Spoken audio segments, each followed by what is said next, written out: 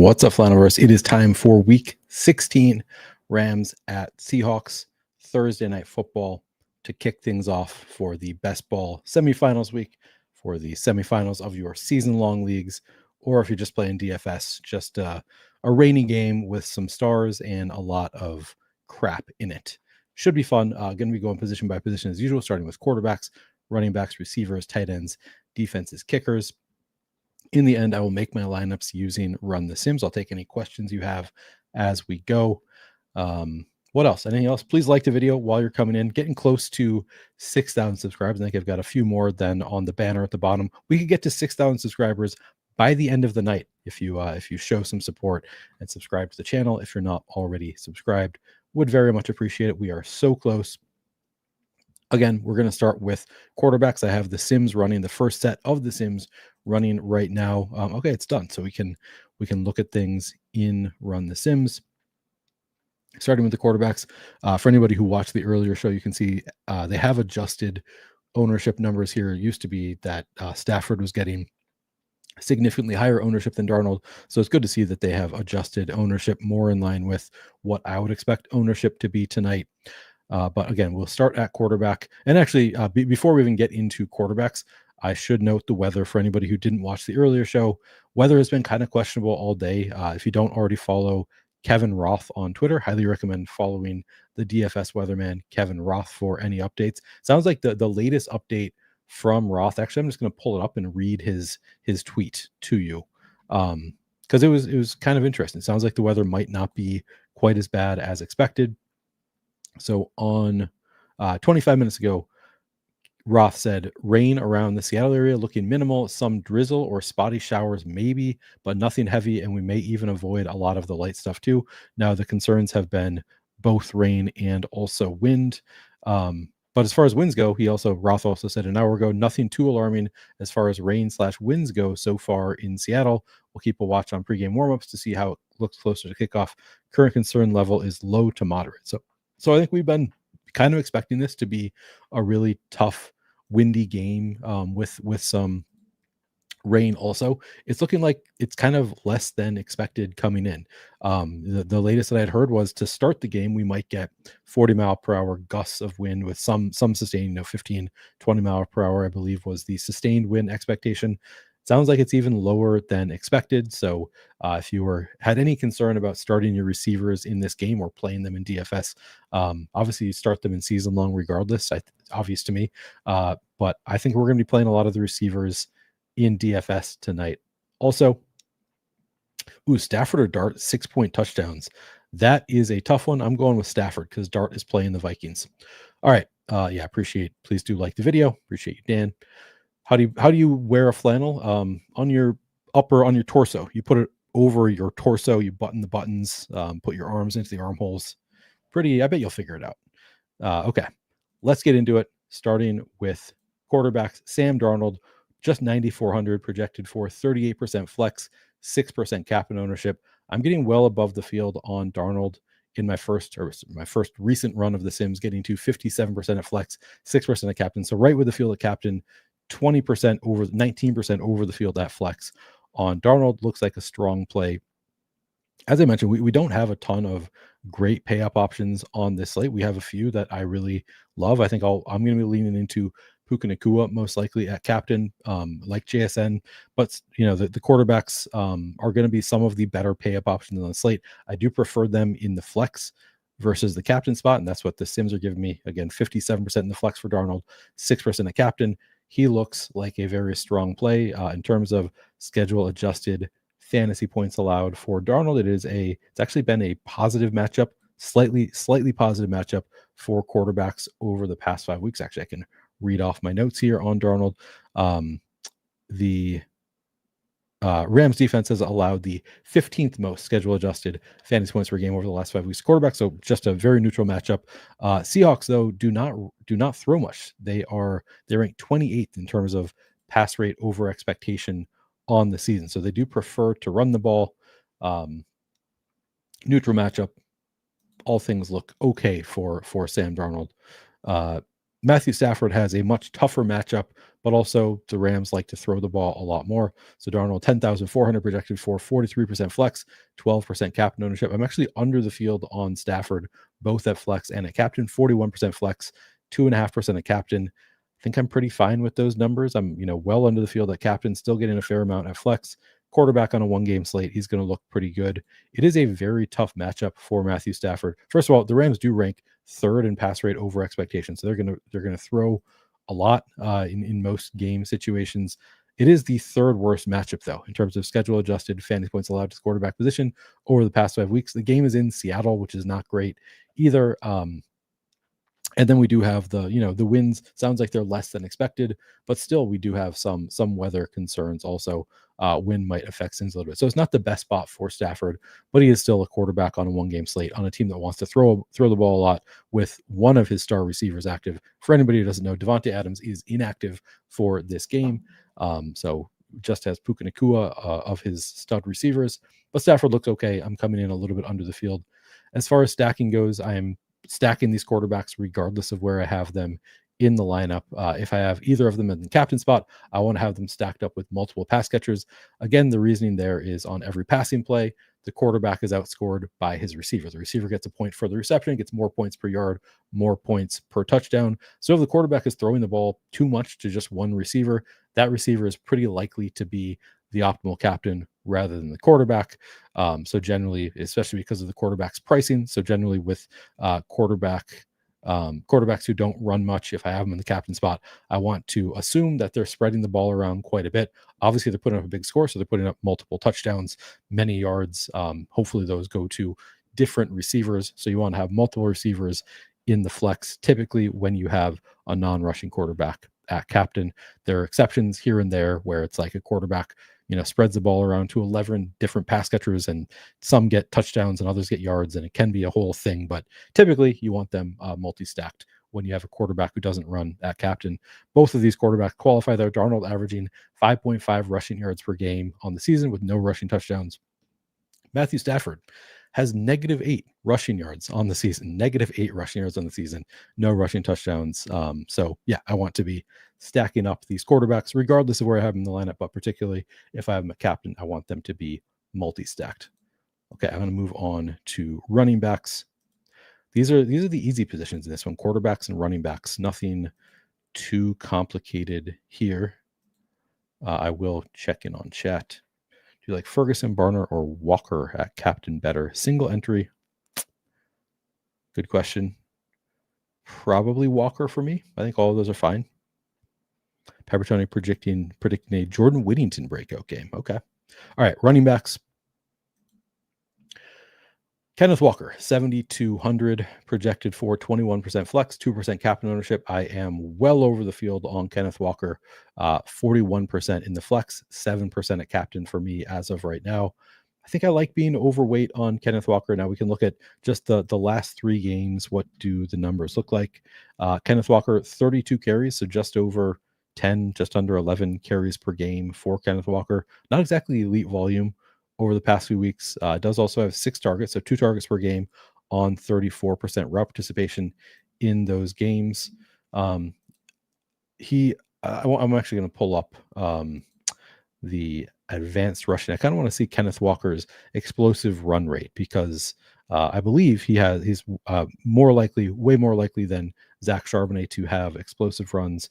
But I want to fact check myself on Kenneth Walker's explosive run rate. He's 271 explosive yards on the year to Zach Charbonnet's 104. That's yards on runs that go for 15 or more yards, I believe. Yeah, 15 plus yard runs. So he does have a lot more. 7.3% of his rushes end up being 15 yards or more, whereas Zach Charbonnet is just 3.6.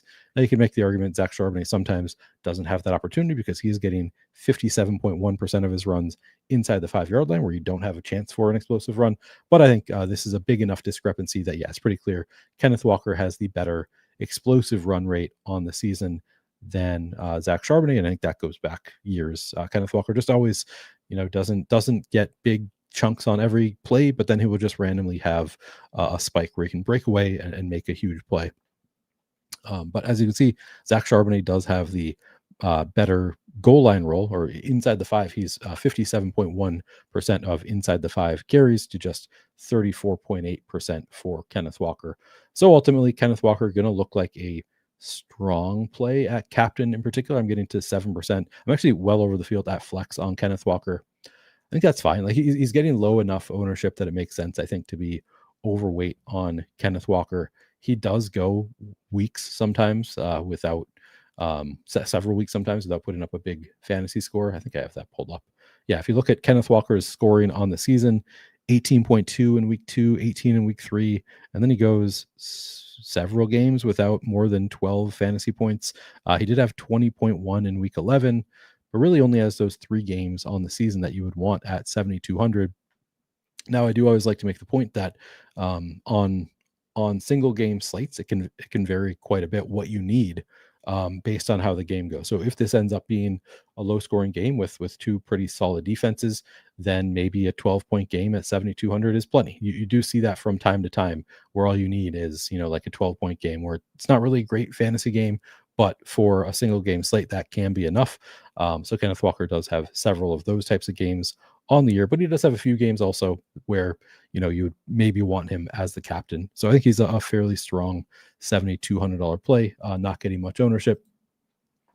Zach Charbonnet, 6,200, now projected for 17% flex, 2% captain ownership. I'm just getting to 10% Zach Charbonnet.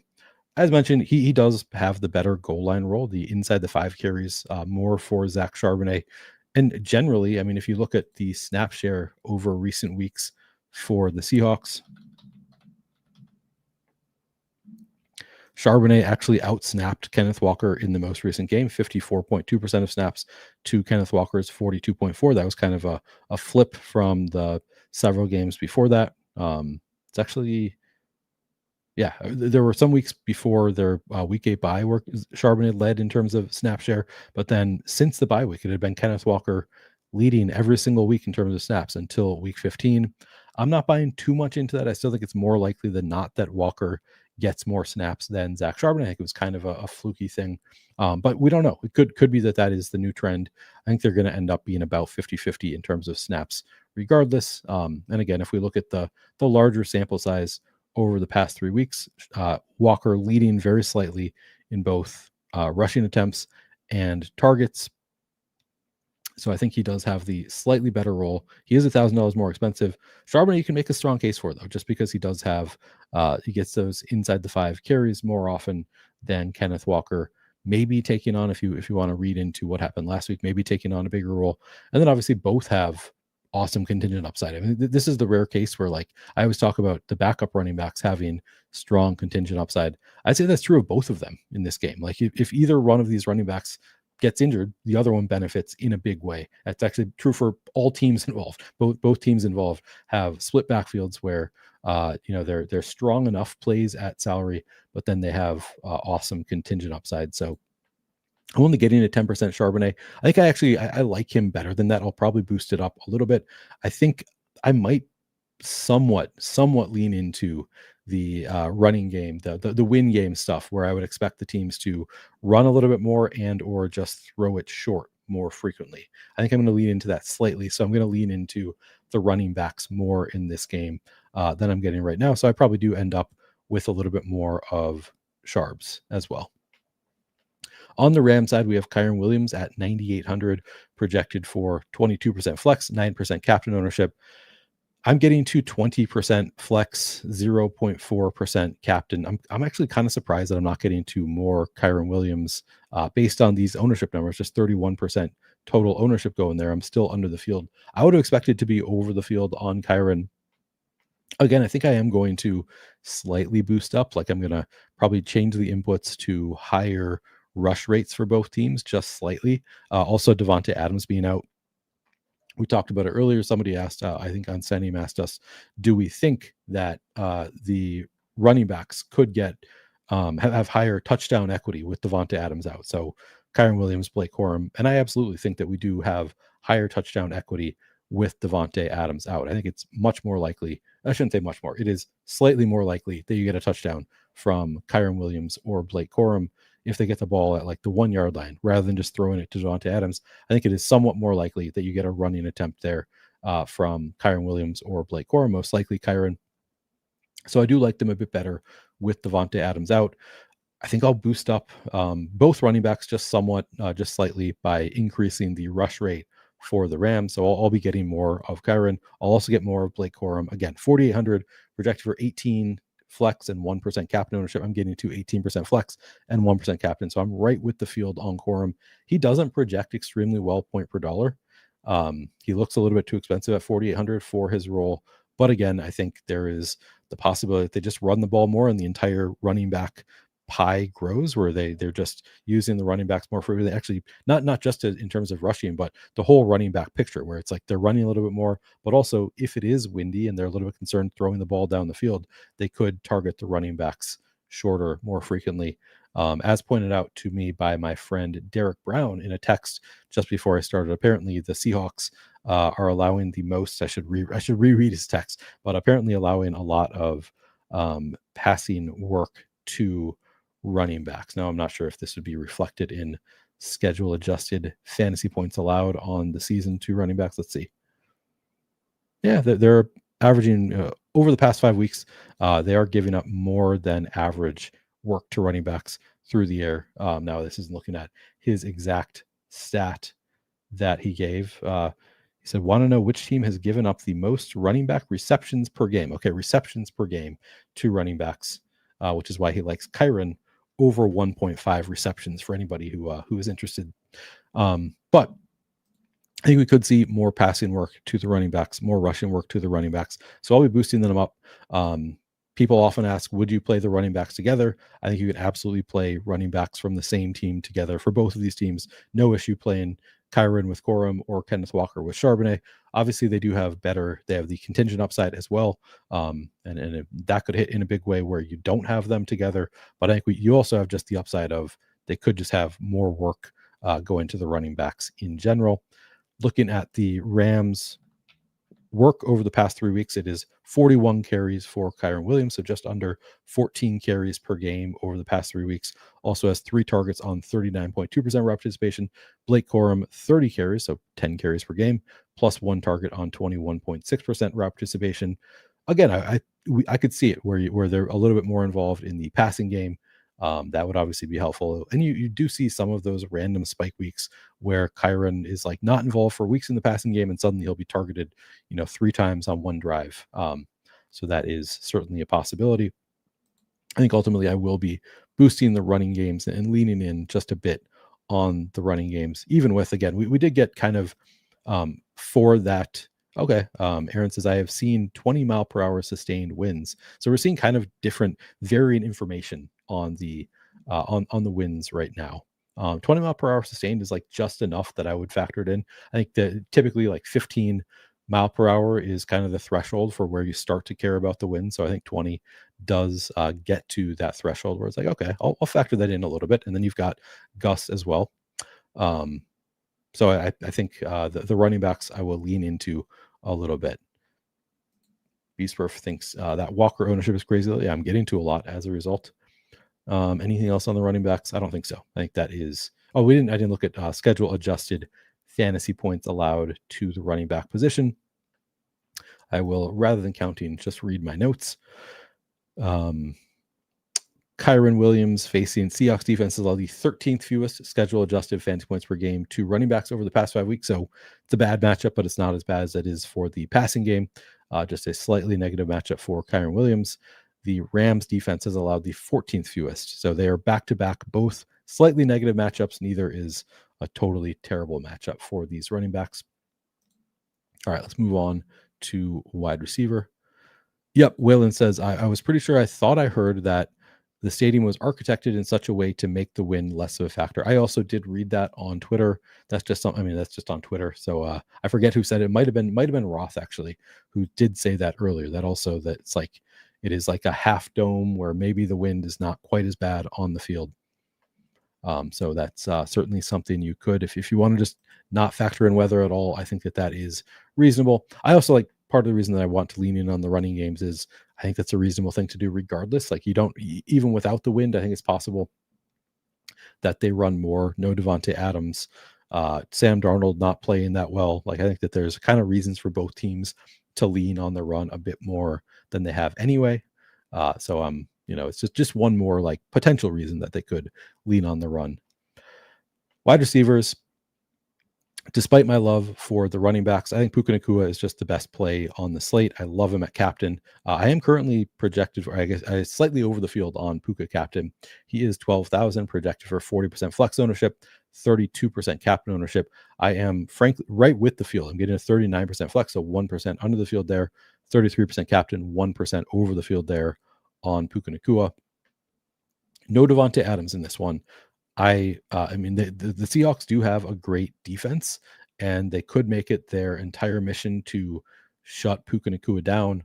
I just don't know that they're going to be able. I think like the workload is going to be too strong, and he's too good of a player that it's going to be really tough to shut him down. I'm going to pull up the past 3 weeks, but it's honestly not that meaningful because we had Devontae Adams playing in those games. No Devontae Adams this week. Puka Nacua, though, even with Devontae Adams, 420 yards, leading the NFL in receiving yards. That's 140 yards per game over the past 3 games. 31 targets, so just over 10 targets per game, on even with just 70.6% route participation. Now, again, we can look at,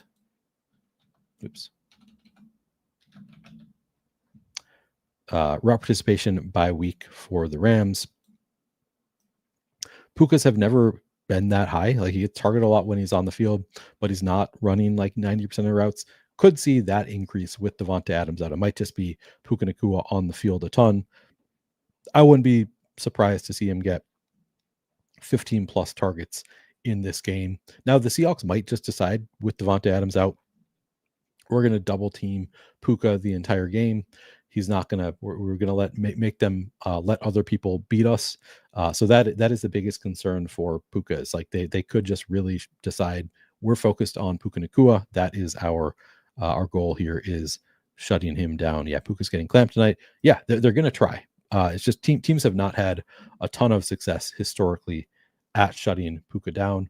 Now, if we look at, actually, let me pull up wide receiver cornerback matchups.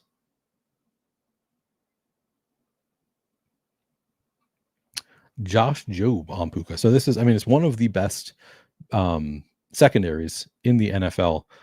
I'm not particularly familiar with, like, I'm vaguely familiar with these names, but like Reek Woolen, I know the name.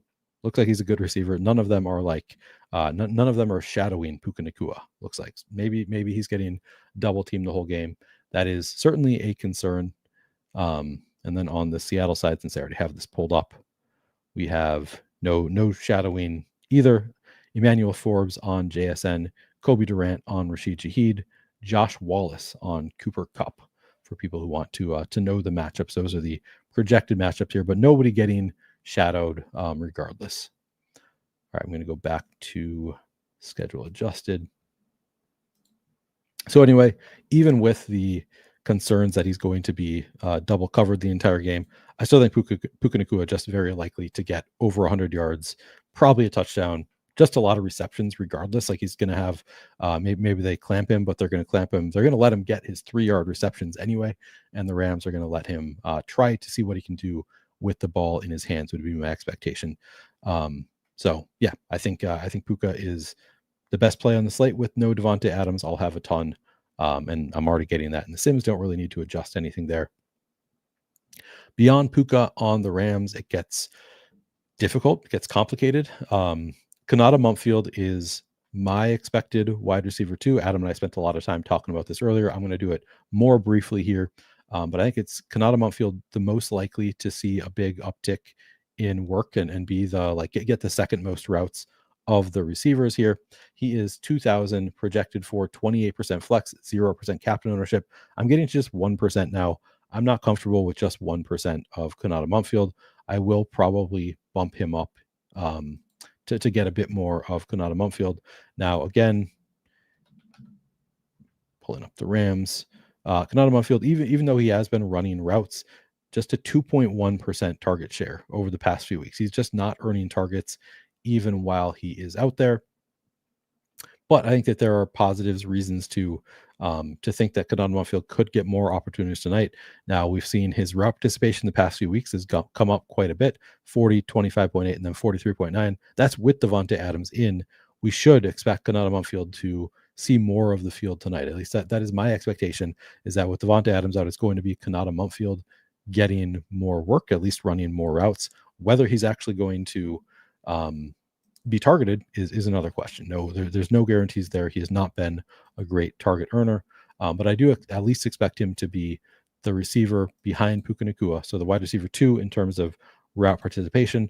And I'll just read the latest quotes on Kanata Mumfield. So on December 15th, offensive coordinator Mike LaFleur said, Kanata Mumfield is always absorbing all the little nuances of receiver play. He has similar traits to Devontae Adams just in terms of how they're wired in their lower half and how they see the game.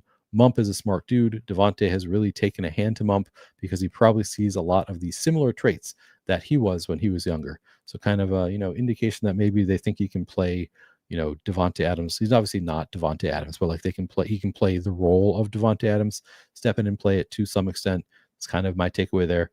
And then on the 16th, head coach Sean McVay just said, Kanata Mumfield has done a great job. Didn't really get any kind of context there, but it was within a quote of like, Devontae Adams not practicing, he's probably not going to play this week. So my assumption is when he says Kanata Mumfield has done a great job, that's the context is as a replacement for Devontae Adams at practice this week. That's maybe reading into it too much, but that's sort of my read of the coach speak is Kanata Mumfield is stepping into the Devontae Adams role, but also he's not Devontae Adams. He's not going to earn the same targets as Devontae Adams. So beyond Puka, beyond Kanata Mumfield, it's just kind of a mess. So we have Jordan Whittington, we have Tutu Atwell, and we have Xavier Smith. You can make a case for any of them. Frankly, you can make a case for any of them over Kanata Mumfield if you wanted to. Jordan Whittington, the case would be, although he has not run many routes the past few weeks, he did when Devontae Adams was out earlier in the year. He ran 58.8% of routes in week 7. In week 6, that was with both Tutu Atwell and Puka Nacua limited. He ran 82.8% of routes. We haven't seen much from Jordan Whittington lately. It was kind of our expectation coming into the year that he was going to be the replacement for either Devontae Adams or Puka Nacua if they ever went down. I don't know. He hasn't done enough recently for me to be confident that he's going to see a big increase in his role. I would expect some increase in the role for Jordan Whittington. But again, I think it's more likely that Kanata Mumfield ahead of him. The case would be just that we did see it earlier in the year when Puka was limited in week 6 and then missed week 7. He did run significantly more routes in those games. Tutu Atwell, I think you could make a better case than Jordan Whittington. Only ran 10% of routes last week, but that was after he had missed the 6 weeks prior plus a bye week. He got hurt in week 7. So he was playing a lot earlier in the year. He was like I think he was the wide receiver 3 on the team. Missed week 6 with an injury. I think came back week 7, it looks like, and was limited or got hurt in that game, and then missed 6 weeks. So we have not really seen a healthy Tutu Atwell. Came back and ran 10% of the routes in week 15. Now with Devontae Adams out, there's a possibility that they just ramp up his volume and he takes a big jump increase in terms of route participation this week as their third most trusted receiver, I think, coming into the year. So there's the case for Tutu Atwell. And then Xavier Smith, honestly, I had not really thought of as somebody that I want to play here, but he did run in weeks 13 and 14, 50%, 39% of routes before a big dip down in week 15 with Tutu Atwell back down to 4.9%. Who knows? Maybe with Devontae Adams out, we've at least seen some games recently where they did use Xavier Smith a lot. So that would be the case for him.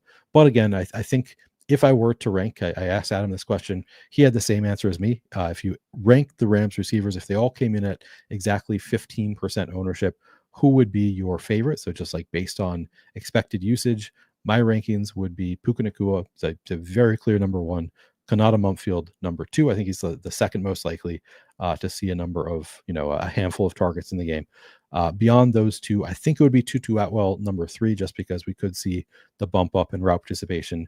Jordan Whittington, number 4, because again, we saw him kind of take on a bigger role earlier in the year. It's still possible that they want to get him more involved. And then I think Xavier Smith would be number 5. But you can make a case for any of them. Obviously, Puka the number one. If Puka's not your number one, you're just wrong. But beyond that, you can kind of make case for any of the other four as a wide receiver too. But I would say Konata Mumpfield, the one that I have the most confidence in after Puka, and then it's a real crapshoot for the final three.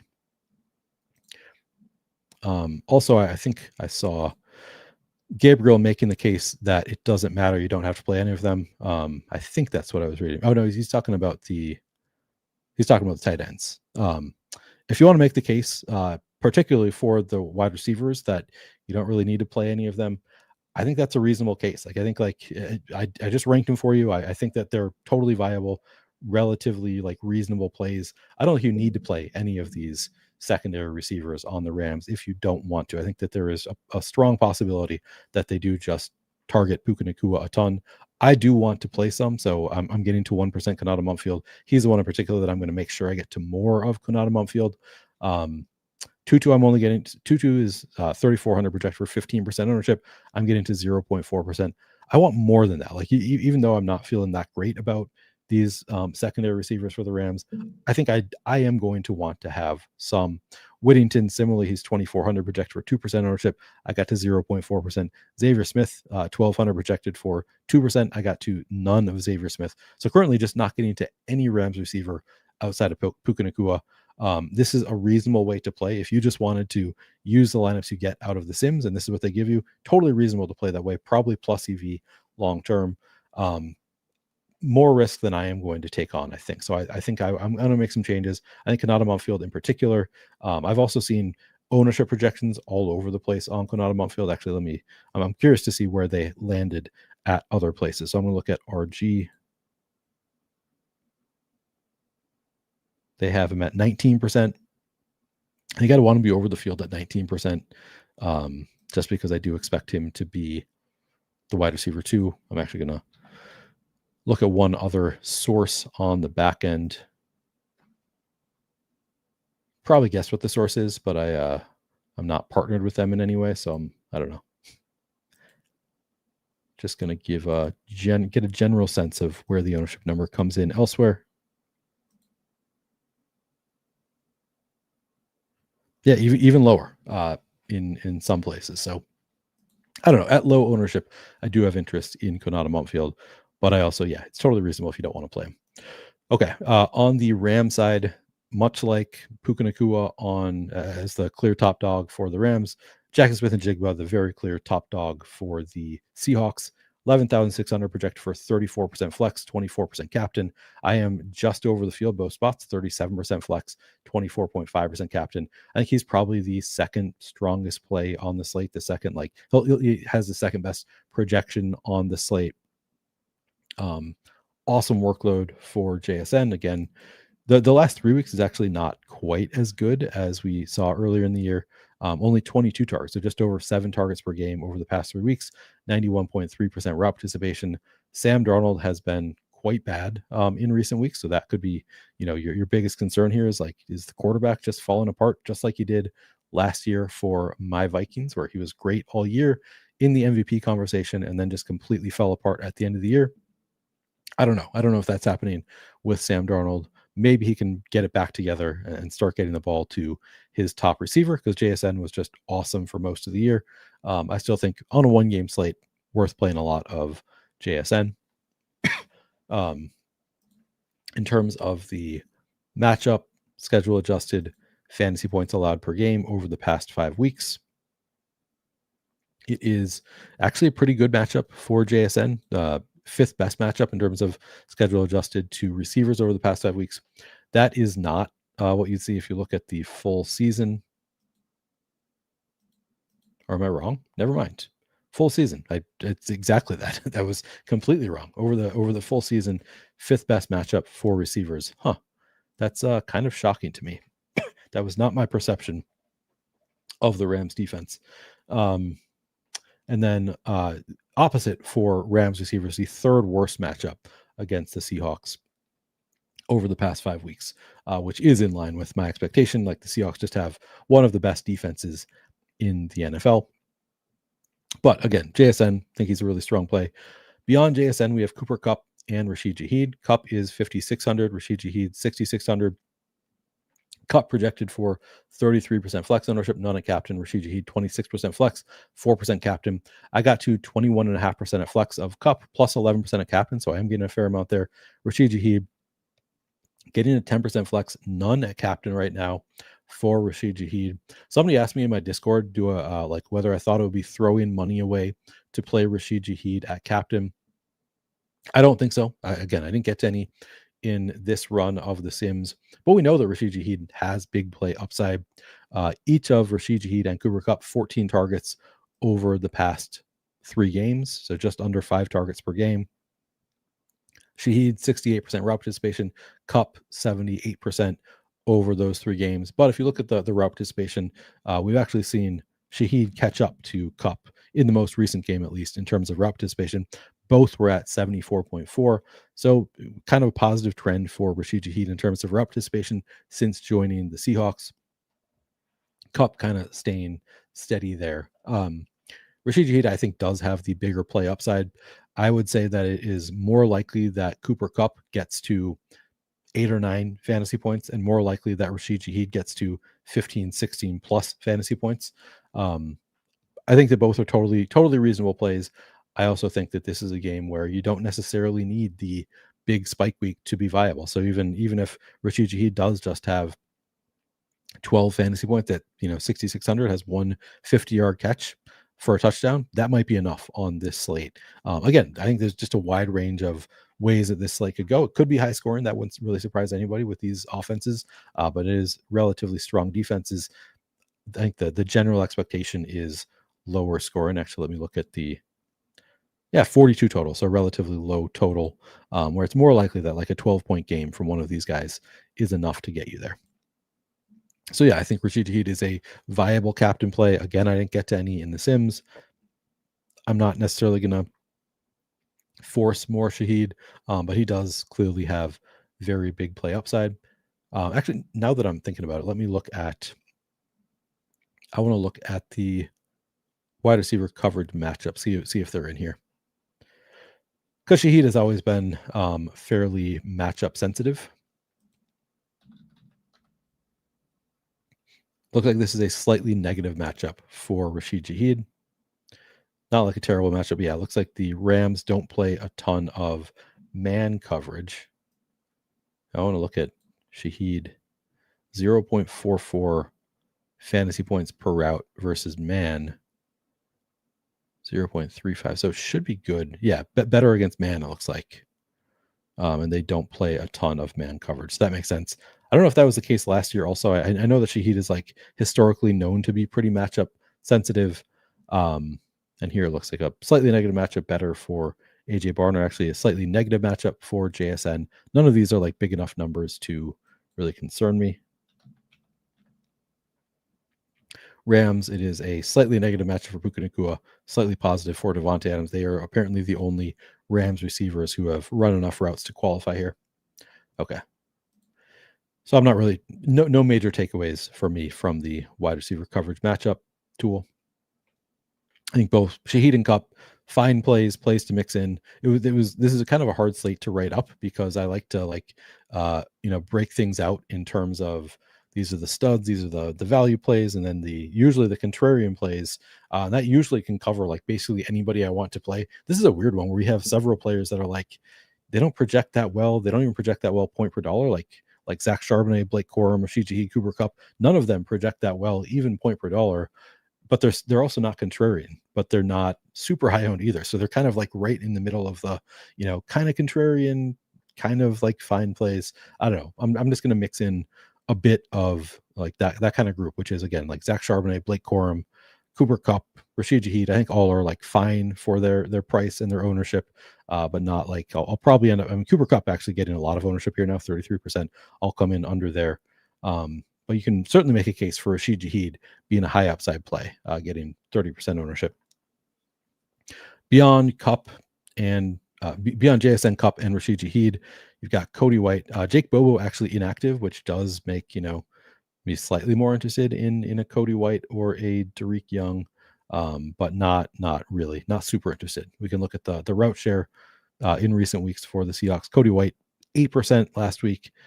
Jake Bobo was at 5.1%, so I guess that goes somewhere. Derek Young has not run a route since week 7. I don't have a ton of interest in, if I get a couple percent from the Sims, I'm fine with it. I guess Cody White would be my favorite beyond the top 3, but I don't have any strong interest. It's more just if the Sims give it to me, you're hoping for a touchdown. Okay, let's move on to tight ends. All right.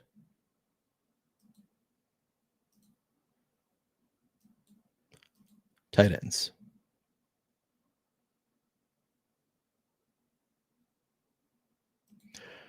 Colby Parkinson, 5,400, projected for 31% flex, 2% captain ownership. I'm getting to 34% in the flex, 9% captain. So even if he is a little bit chalky, he was an interesting one because he actually projects similarly to some of the not JSN and Puka, but the kind of secondary top plays. He projects fairly well, and he's only 5,400. So a very strong value play is Colby Parkinson. The workload has been pretty strong in recent weeks. Looking at the past 3 weeks, Parkinson has 16 targets, so just over 5 targets per game on 57.8% route participation. And now you have Devontae Adams out. You would expect some more of that target share to go to Colby Parkinson. Looking at the route share report. So with Tyler Higbee out, we kind of saw Parkinson started in a part-time role, 50%, 43% of routes. But in the past couple games, 71% in week 14, 58.5% in week 15. And now no Devontae Adams. So I think the role is going to stay pretty strong for Colby Parkinson. The matchup for tight ends, I don't think is a particularly strong one. It looks like it is right in the middle of the pack matchup in terms of schedule adjusted fantasy points allowed to tight ends. Similarly, it's a negative matchup for Seattle tight ends against the Rams. And actually a fairly negative 4.1 under expectation fantasy points against the Rams defense, whereas it's just a neutral -1 off of neutral for Rams tight ends. Parkinson a strong play, just kind of volume based. He's only 5,400, 10 fantasy points might be enough. I think he's a strong play. Then you have Terrence Ferguson, 1,600 projected for just 8% flex ownership. I mean, Ferguson is just a steal if he comes in at 8% ownership. I'm getting a 33% flex, 1% captain ownership exposure to Ferguson. I think he'd be a very strong play if he comes in at single-digit ownership. Let me look.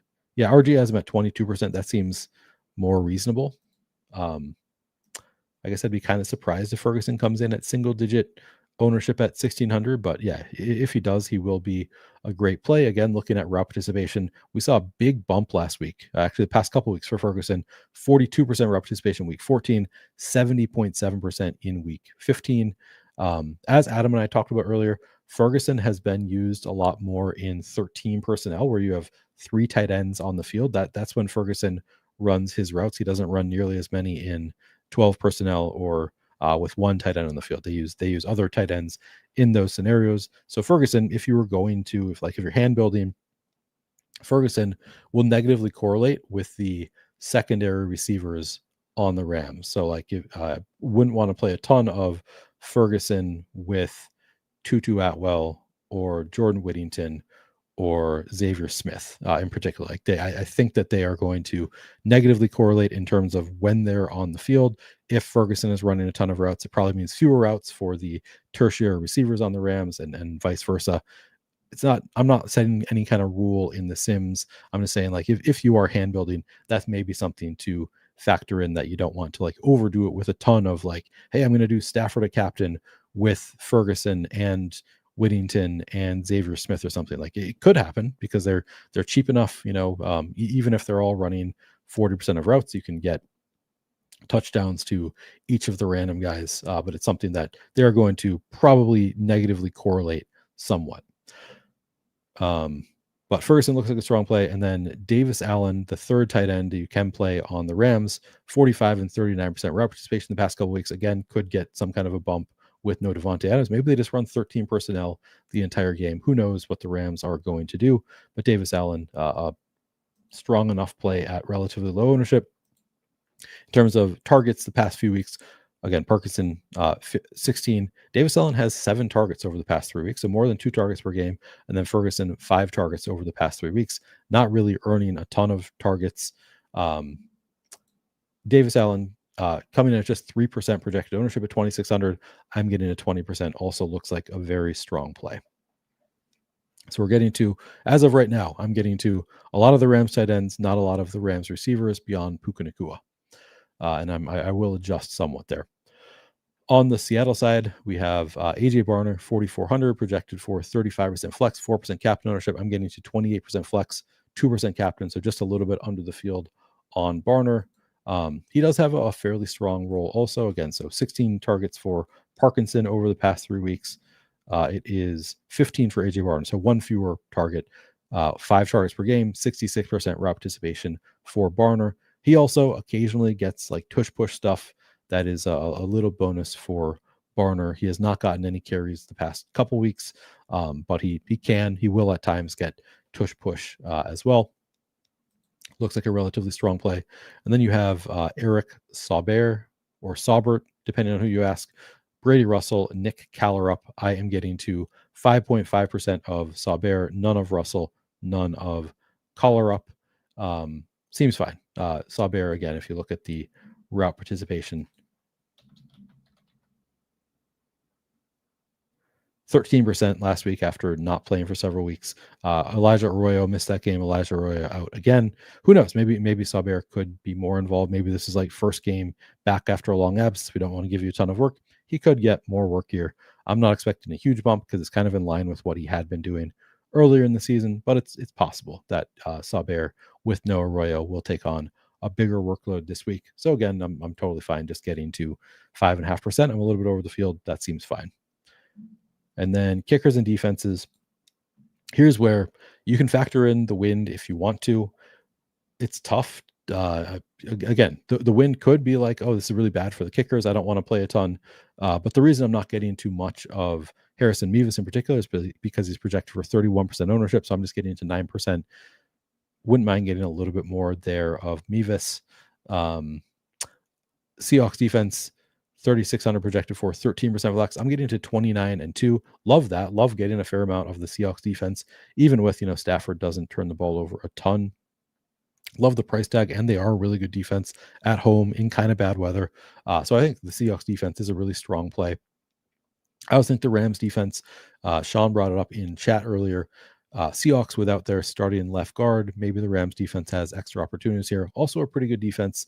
I like in a vacuum, I like the Seahawks defense better at a cheaper price tag and lower ownership, but the Rams have a strong defense. They're also a strong play. And then Jason Myers, 5,200 projected for 25% total ownership. I'm getting to 25%. That's fine. I don't have any great takes there. If you want to factor in weather more and say these kickers aren't going to be able to make anything, that is fine. Left tackle. Sean corrected me. Yes, left tackle. Okay. People arguing about whether the line dropped. I actually don't know. I don't know what the line was previously. Because all in here says, until I see the line drop, I'm not worried about the weather. Yeah, I'm not. Maybe it dropped before today. I'm not sure. Because the weather has been a concern for a few days. All right. Moving on. Making my lineups. I am trying to scroll up. There was some spam. I think people are arguing, not asking questions. So I'm if you asked me any questions, apologies. I'm not seeing it within the arguments. Okay. Moving on to making my lineups. All right. So I'm actually going to go back and reset the inputs. I'm not sure if it looked like they had already changed the ownership projections before I started. So I don't think I need to do this, but I want to make sure I'm starting fresh anyway. So I'm going to reset everything in case Adam has put in his own ownership projections here. Okay. It looks like these are the same ownership numbers that I was seeing earlier. So I am going to go forward and make some adjustments. Now let's see, 237 lineups. So I'm going to go to settings, size the contest field as large as possible because those are the contests I play, top heavy payout structure. Going to use the Shady Portfolio Diversifier from the GOAT, Shady Advice. That's going to diversify my portfolio to mitigate risk. I'm playing 237 lineups, so that's what I'm putting in there.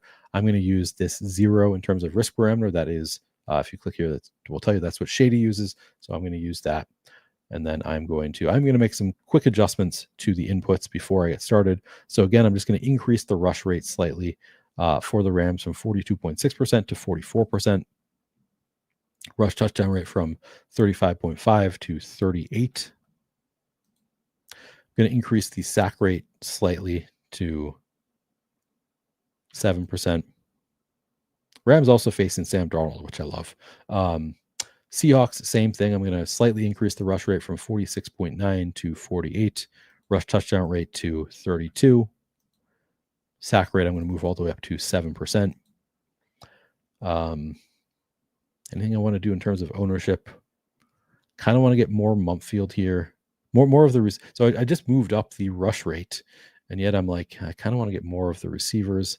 So I'm gonna look at this. Let's see. I'm gonna move. Is there anybody that I want to get less of? I don't know if there is in any kind of big way. Maybe I'll do this first, and then I'll make other adjustments. Yeah, it's kind of a spread out game where it's not that obvious to me who the best plays are. So maybe I just won't get to a ton of the Rams receivers. Yeah. All right. So I'm just going to run it. See what I get. Can you play all 3 Rams tight ends? You probably can't make that great of a projected lineup if you play all 3. Yeah, I don't know. I don't love it. I think sure, you can because they're all cheap enough. Maybe if you play those 3 and they allow you to fit in JSN and Puka Nacua and Stafford or something, or Kyron. I guess you'd probably want Stafford in that case. But you're probably going to run into a lot of more dupes than you should. So I'd say, yeah, but it's not my favorite. Sean, you don't have to lie to me. Adam didn't do anything solo. He just babbled the way Adam does. Derek Young in play or not necessarily? I think he's in play, in a 150 set. I wouldn't have him if I play just 20 lineups.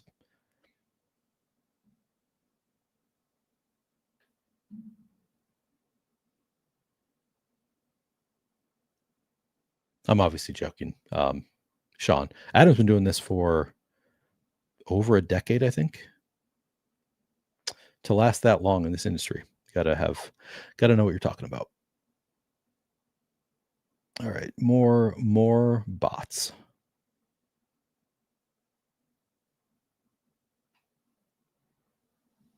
Adam can play this. I believe this is what I believe. Who is your Neil's nobody?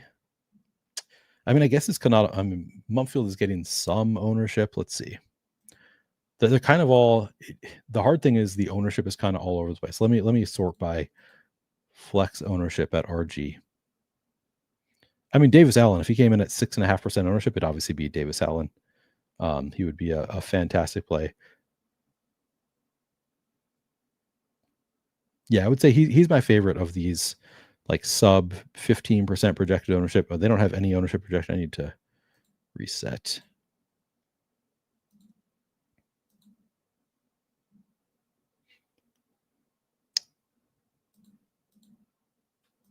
It's tough because everywhere you look, the ownership is a little bit different. So it's based on this ownership, it would be, if Davis Allen at 6%, I would love. Tutu's fine. Whittington's fine, but I'd say Davis Allen probably my favorite of the low owned guys. Probably followed by Tutu. They've also got the kickers way low owned. That's interesting.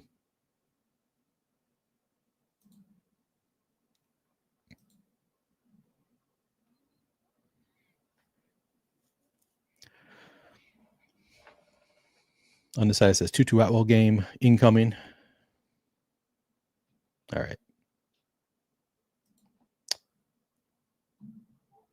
So top lineup. Got to Puka Nacua, captain with Colby Parkinson, Davis Allen, JSN, Matthew Stafford, and Tesso. Somebody asked me, could you play all three tight ends? And I kind of said, I don't love it. And the very top lineup in terms of in the Shady Portfolio Optimizer, great EV is all three tight ends. So there you go. There's your answer. That's better than my thoughts. Trust the Sims. The Sims say absolutely you can play all three tight ends in the same lineup. They could just run a ton of 13 personnel like they kind of have been anyway. Now no Devontae Adams. Yeah, maybe they just lean on the tight ends even more. Second lineup, very similar, has two of the three tight ends with Puka Nacua at captain. This one has Kenneth Walker as the only bring back from the Seahawks. Also has Kyron Williams in the lineup. Third lineup is a Cooper Kupp captain with AJ Barner, Blake Corum, JSN, Kyron Williams, and Sam Darnold. Leave 1,600 on the table. You can see some of these lineups leave a lot of salary on the table. Some use close to the full salary. So we're getting a wide spectrum of lineups on this slate, which makes sense. This is kind of one of those, kind of a weird slate. All right, let me look at my exposures, see what I might need to change. At quarterback, getting to a ton of Darnold, not so much of Stafford. That's interesting. I guess I increased the rush rate more, maybe. I don't know. But I'm getting to 33% flex of Stafford, 1% captain, 64% flex Darnold, 6% captain. I could probably get rid of some of that Darnold as I'm looking for like what can I get rid of to get to some other things I like. Can probably get rid of a little bit of that Darnold. I'm getting to still a lot of Puka, a lot of JSN. Love that. I am getting to a fair amount. I mean, Cooper Kupp, that's 35% Cooper Kupp. It's fine, I guess. I think I'd like more Rashid Heat, so that might be an adjustment I make. Still not really getting to any of the Rams receivers. I'm getting to 2% Derek Young. Somebody asked about that. Yeah, he's fine. I think I want more of the Rams receivers just slightly. Because I think there is a world in which they do double Puka and make him beat you through the other receivers. And who knows? Maybe they do better than expected. Could also just be the tight ends are out there the whole time. Running backs. So the biggest change I made was increasing the rush rates for both teams.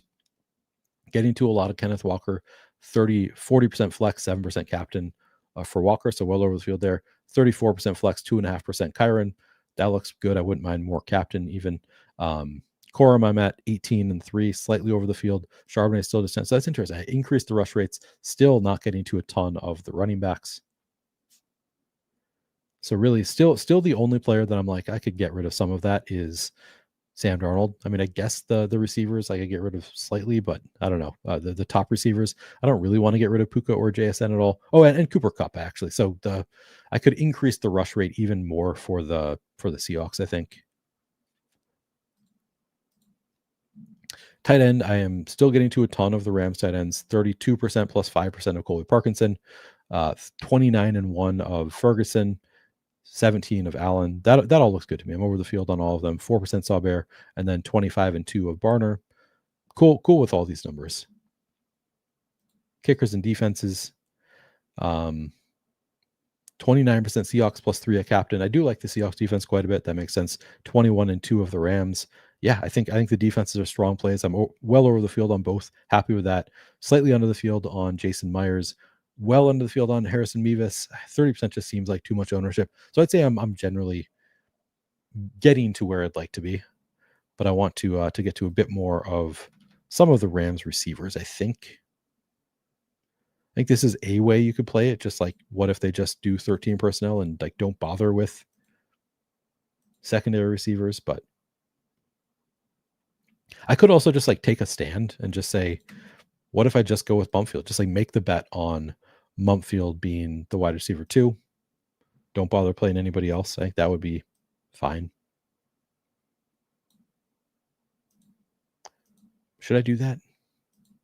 I'm playing enough lineups. I don't really need to take that huge of a stand.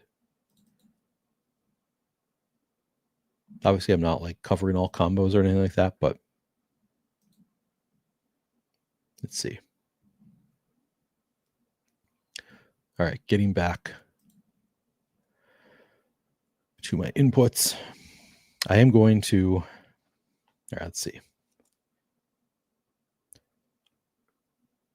I think I just give Darnold more ownership and take it away from Mumpfield and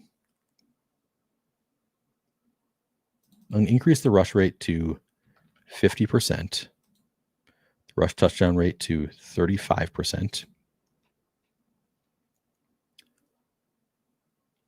And then I'm going to move. Can't believe I'm getting to so much Cooper Kupp, even with the high ownership projection.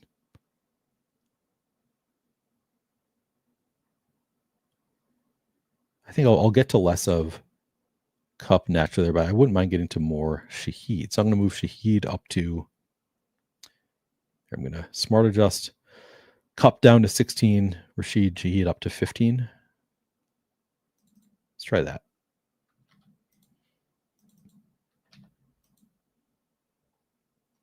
Good.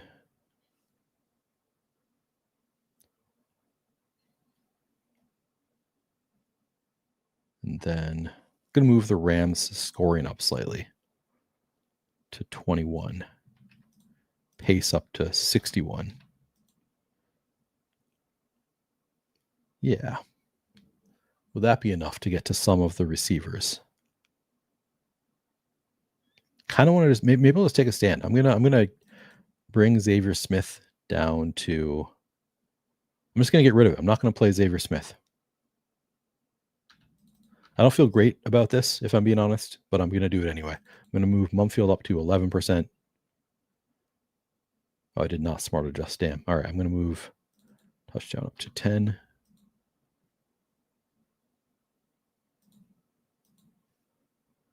All right. Move Mumfield's ownership down to 25. Smith up to 4, and we can normalize all that. All right, we'll try that.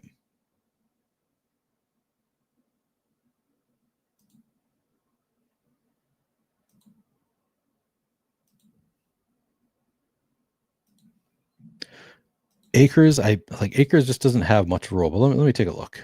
Sean says he took a few shots at Akers. I like it. I like that you guys are taking shots on the backup running backs. You're playing some Neal-ass plays. Akers has not played at all over the past 3 weeks. Not a single offensive opportunity for Akers. Does he have any kind of projection? I didn't even. Let me look at RG. I've not given any thought to Akers because he wasn't showing up in my sims at all. He does. He is apparently active. Base projection of 0.24. It's only 400. I guess he probably does have like blowout contingent upside. And if one of the two in front of him gets hurt, he might have contingent upside. So I don't think I'm going to get there because I don't really have time to adjust. But I don't hate the idea of like, hey, he has no standalone role, but he has strong contingent upside.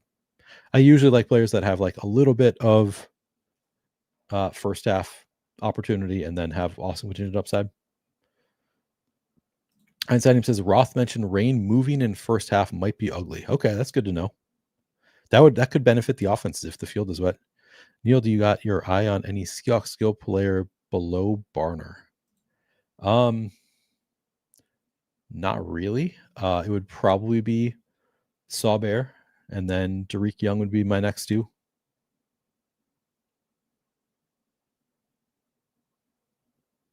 On the side, it says no field goals tonight. Do you think it's that windy? I'm going to hope for no field goals.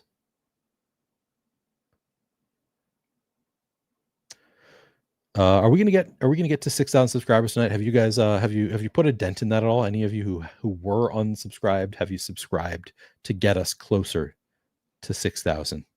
Because we're so close. I'm trying to catch up in chat. All right. All in here says just playing the Rams condensed. I think that's fine. Yes, please like if you haven't.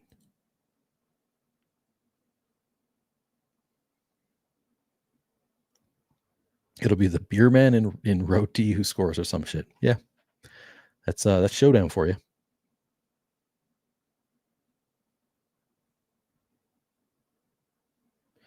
Yep, Mumfield profiles closest. Yeah, to Devontae. Zach says he likes 2-2. I don't hate that. I think I've got him in at least one remaining best ball. Akers revenge game. I didn't even remember Akers played on the Seahawks. Oh, he's on the Seahawks. That's why I wasn't seeing him. Okay. In my mind, he must have re-signed with the Rams. I did not even look for Akers on the Seahawks. I wasn't getting to any anyway. All right, top lineup now leaves 2,200 on the table. Puka Nacua with Colby Parkinson, Jace Myers, Kenneth Walker, Matthew Stafford, and Terrence Ferguson. Nice. Second lineup also leaves 1,200. So now we're getting to a lot more lineups that leave some salary. Let me take a look at my exposures. Quarterback. All right, I cut back on my Darnold somewhat, still getting to 53-4 captain. Stafford 37-2. Cool with those numbers. Running backs, I'm getting to still a ton of Kenneth Walker, 46 plus 14. We're getting to almost 60% Kenneth Walker in total, way over the field. Kyron, I'm still not getting to that much, but I'm a little bit over the field of flex, a little bit under the field of captain. 33-5 of Kyron. 29-3 of Blake Corum. So I am over the field there. And now Charbonnet, I'm at least with the field at flex, 17%, still not getting to any at captain. So I'm close to where I want to be with the running backs. I'm over the field on 3 of the 4. I think that feels good. If it's raining, if it's windy, maybe they just keep the ball on the ground. Defense doesn't know where they're trying to go. The running backs do. I don't hate that. Also could benefit receivers if it is wet on the ground. Receiver is still getting to a ton of Puka and JSN, 37-30 of Puka, 30-26 of JSN.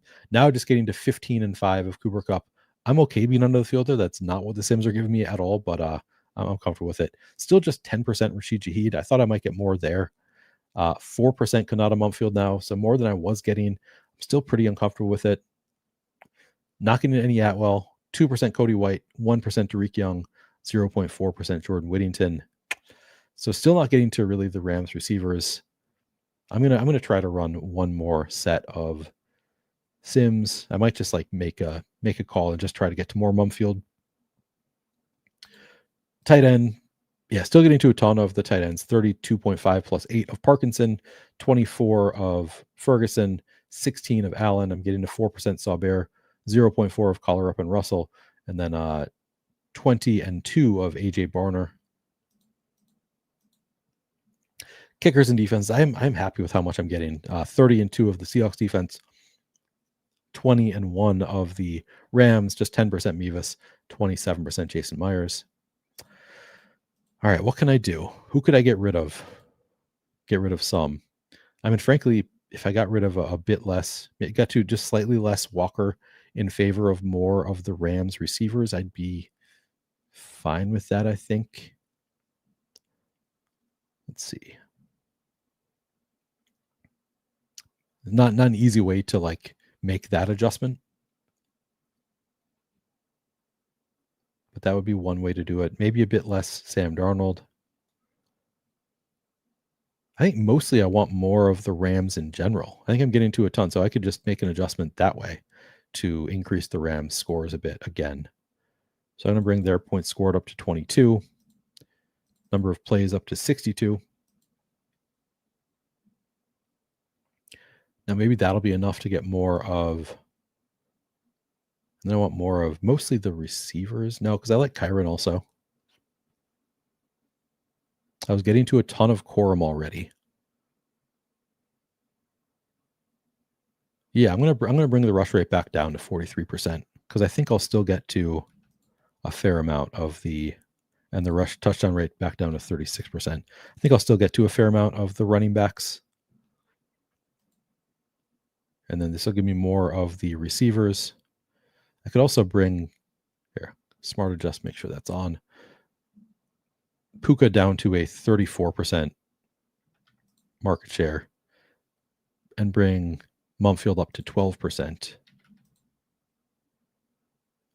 That's not going to cut into Puka that much, and it'll help with Mumfield. Yeah, I think I'm comfortable with that. I also still want more of Shaheed.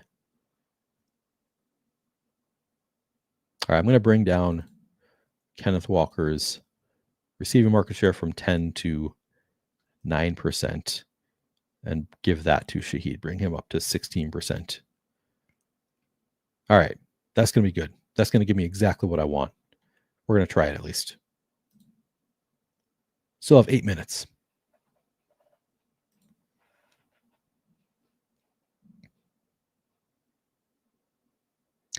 $6,000 Justin Jefferson, definitely too low. I agree with that.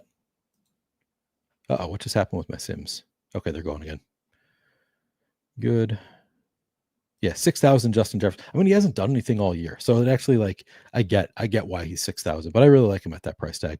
Nice matchup with the Giants. Like, I think I like Jay Jets this weekend.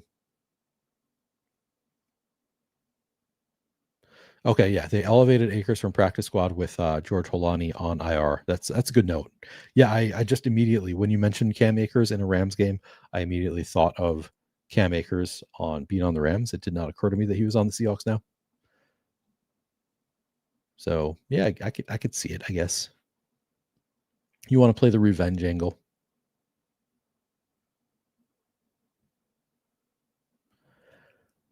But I'm not going to force my way to Cam Akers. This is exactly what I feel. Waylon says, if Cam Akers beats me today, good game. Yeah, exactly.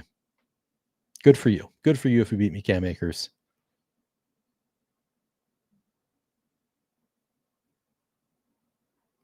Kyron captain. I don't hate that. Kyron was I think I listed 3 favorite captains, and it was Puka, JSN, Kyron Williams.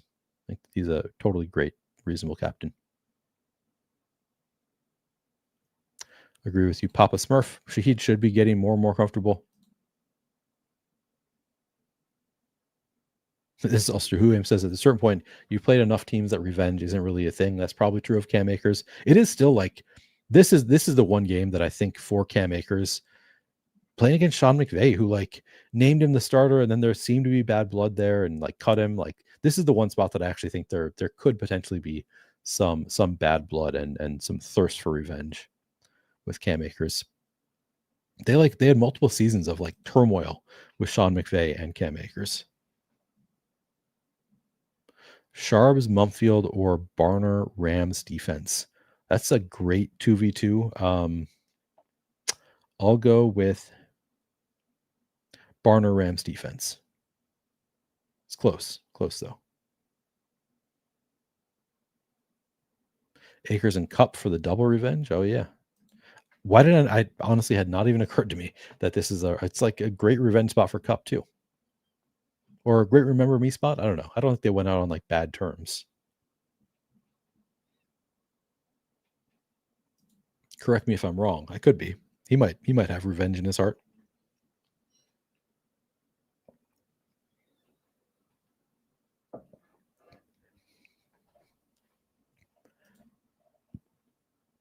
But also, is Sam Darnold capable of getting him the ball? Barnett, captain, single-entry, I think that's fine. I would build around like Puka, single-entry captain, but no, I think could be a low-scoring game. Barner, AJ, I assume you mean AJ Barner, could be, yeah, could get it done. All right, let me look at my exposures. These look 50% of each at flex, 7% at captain. Looks fine for the quarterbacks.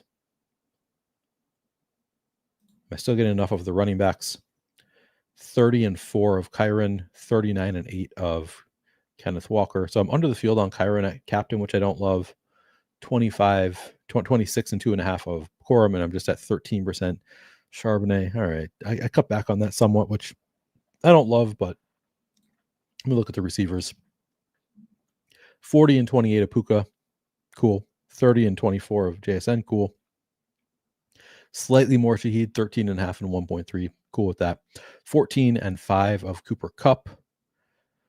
Yeah, I'm under the field. I do have 10% Mumfield now, so I'm more comfortable with that. Still none of Atwell, 2% Cody White, 0.4% Tariq Young, none of Jordan Whittington. Okay. It's the best that it's been so far. I'm at least getting to more of Mumfield now. Still a lot of the tight ends, 35 and 10.5 of Parkinson, 34 and 1 of Ferguson, 22 of Davis Allen. That all looks great. Barner, I'm at 21 and 1. Saw Bear. I'm now at 4% Saw Bear. Okay, that's fine. 0.4% Russell, none of Collar up. That all seems okay. Kickers and defenses, 28-1 of the Seahawks, 15 of the Rams. That's less of the Rams than I wanted. 5 of Mevis, 20 of Myers. So in order to get to more of the Rams receivers, I guess I lost some of the other value plays, which makes sense. It's fine. I'm gonna have to use these lineups. I think I'm not gonna keep adjusting here. We got close to where I want to be.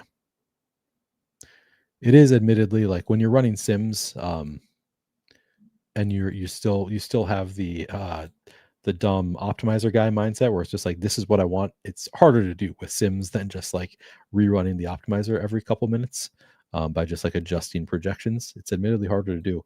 These should be better lineups though. So I am good with that. I'll take that trade-off.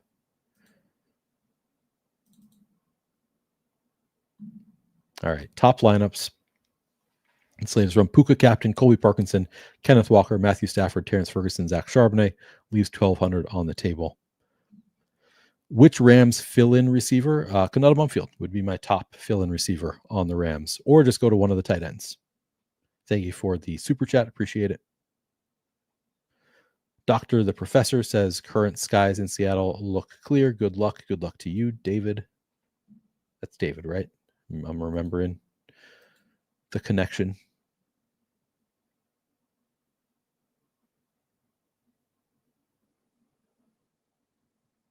Yeah. Oh, I didn't realize Woody Marks could have gone back in. I thought he's like, he has not been practicing. So I'm not sure if I believe that he could have gone back in. Yeah, Akers can catch a little bit. I don't think he's not like an elite pass catcher. If my recollection, my understanding of Akers is correct, I don't think he's like awesome, but yeah, I think he's a capable pass catcher.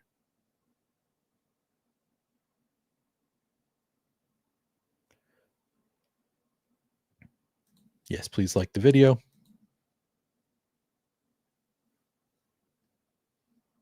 Akers can throw. That's interesting. Maybe he'll be their emergency backup. Sam Darnold just not getting it done for the Seahawks. Let's give it to Cam Akers to throw the ball. All right. Yeah. I mean, he said it post game, but I'm not sure if I believe it because he's not practicing at all this week. If you want to join the Flaniverse Discord, free to join. Link in the description of this video. If you want a Flaniverse hat, win $1,000 or more in a DFS or draft game. Give a shout out with a screenshot of your win using the Flaniverse avatar where possible. Shout out to myself or Mathology13. I am at PlayerQDFS on Twitter. And send me your address. I'll send you a hat. It's pretty straightforward, pretty easy to do. Let's win some money tonight. Good luck in all of your best ball matchups. Good luck in DFS. I hope we can all win some money. Let me know if you do. Even if you don't want a hat, love to hear from you. Appreciate you guys for hanging out. I will see you soon. I plan to get out a video for the 2-game Saturday slate at some point tomorrow. Not sure what I'm doing yet. And then, of course, Sunday Night Football. All right. See you guys later. Good luck.